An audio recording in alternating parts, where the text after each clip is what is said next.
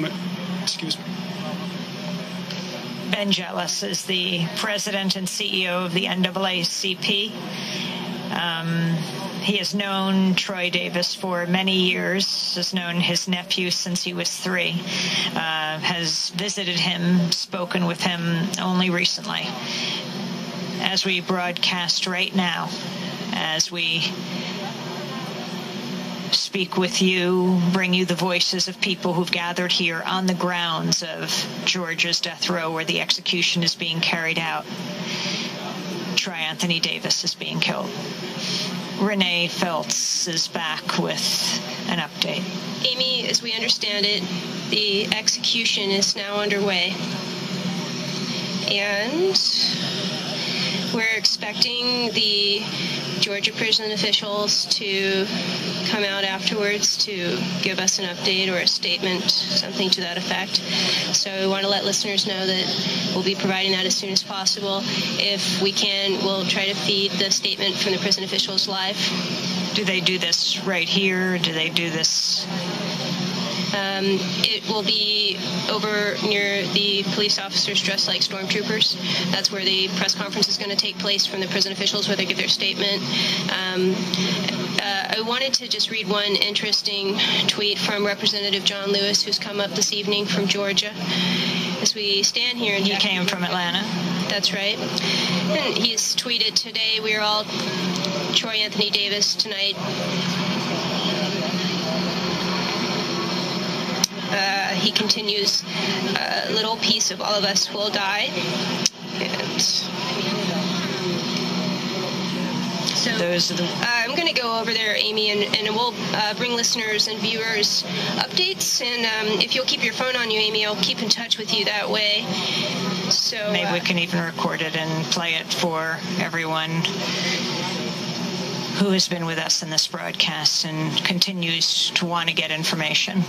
We're going to go right here. Ben Jealous is now informing the group that is gathered around. The family of Troy Davis is here, is on the grounds. Troy's sister,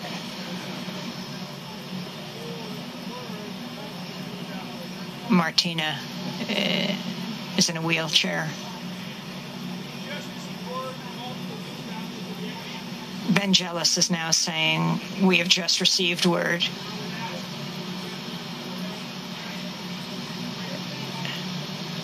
Interviews. But again, the time of death is 11:08.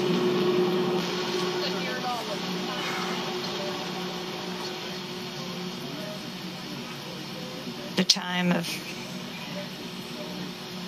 time of Troy Anthony Davis's death was 11:08 Eastern Time, Georgia time, here at the death row prison in Jackson, Georgia. Ben Jealous is saying behind me, the president of the NAACP, to the people who have gathered in vigil about how much faith people have shown and how people have to redouble their efforts. He is repeating what Troy Davis said, that he rededicates his life to God, that they can take his body, but they cannot take his spirit. Right behind me is Troy Davis's sister. People have their arms around her. People are applauding Ben Jealous right now.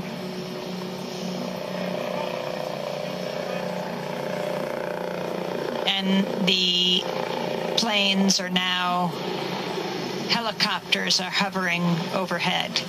It's very quiet. People are very hushed. Both here, where about 150 people are gathered and have been all day, not allowed to go out of the prison grounds if they wanted to return, not allowed to get food, not allowed to replenish supplies, and people outside. also very, very quiet.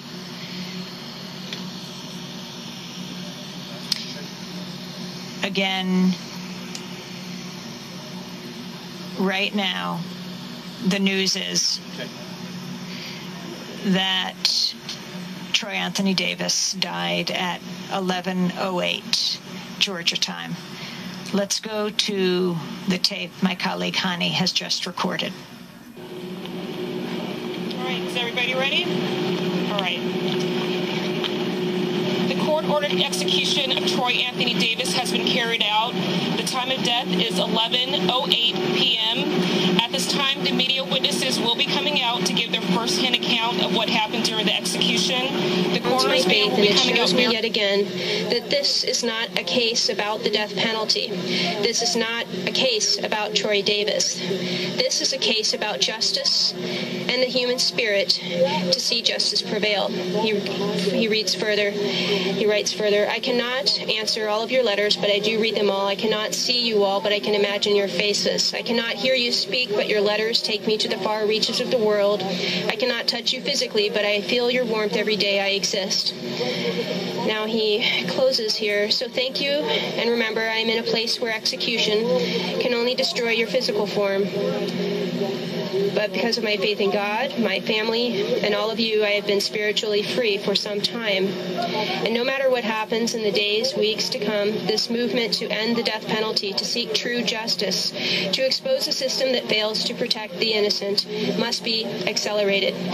There are so many more Troy Davises. This fight to end the death penalty is not won or lost through me, but through our strength to move forward and to save every innocent person in captivity around the globe.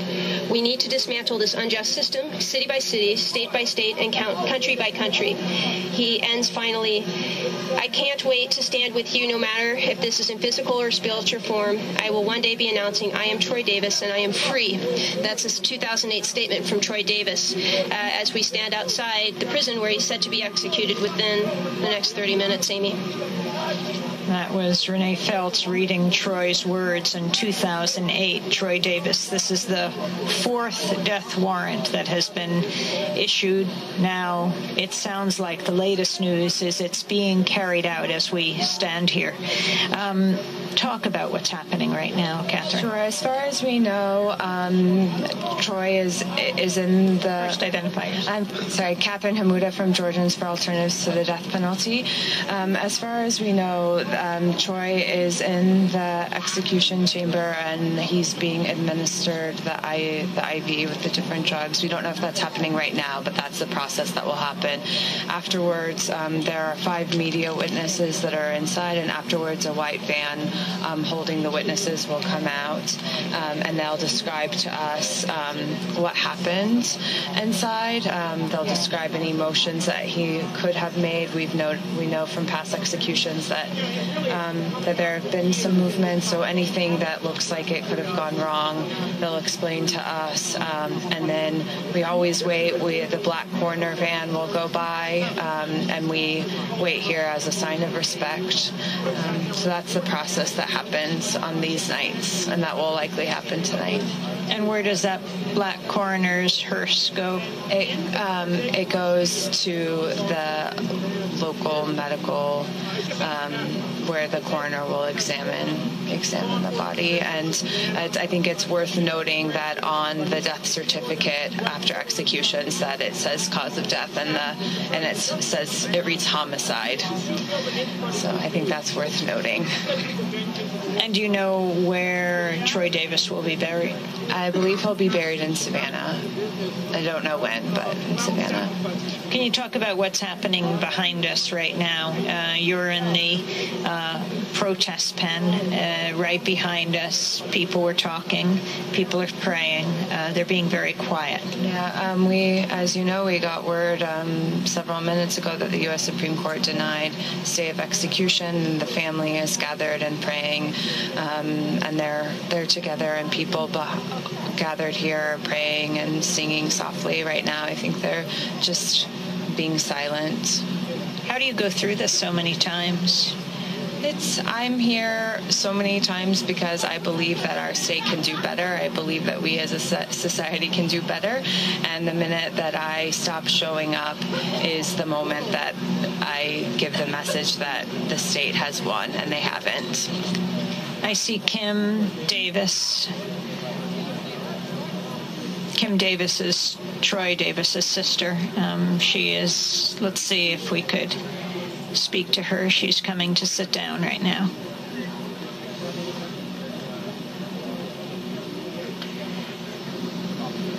Kim Davis is Troy Davis's younger sister.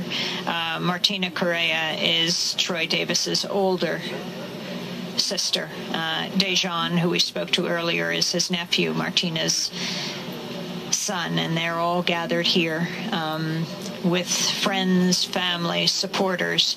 It's very dark except for the light media lights. You can hear the engines of the satellite trucks. There's not much sound that we can hear from across the street. Earlier, there was false hope about 7 o'clock. A wild shout went up that spread like wildfire from outside the prison grounds to inside, people thinking that a stay of execution had been issued. But very quickly, we learned that wasn't the case, and then it was simply the waiting game, except it certainly is no game. Now, right now, according to the descriptions of what will take place, Troy Anthony Davis will be strapped to a gurney. He'll be injected with the chemicals that will kill him.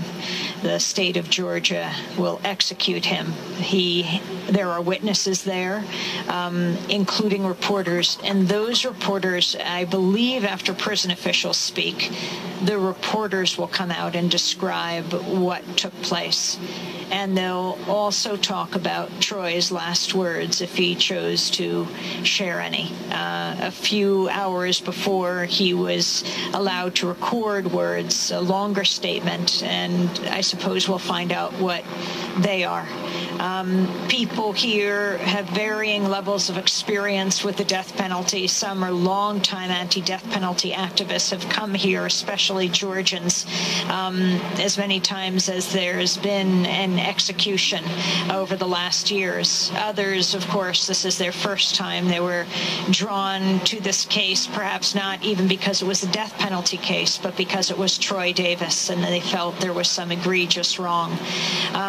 All day, people have been streaming in, but there's only a few that were able to stay here. The Corrections Department cracked down, keeping this area quite sparse. Outside, there are hundreds of people. We're going to get the latest now from the Southern Center for Human Rights. The police presence, the trooper presence, the Department of Corrections is very tight. When we tried to simply jump over this yellow rope to speak with the family members to find out what was being said in a huddle, very quickly the Department of Corrections came out. Armed guards came out and told us if we didn't get out of the pen that we would be sent out. Sarah, can you talk about what you're holding right now? We have a tradition when our state extinguishes the life of a human being of reading the names of the people who have been killed before the person whose life is being taken tonight. Troy Davis will be the 52nd person executed in Georgia.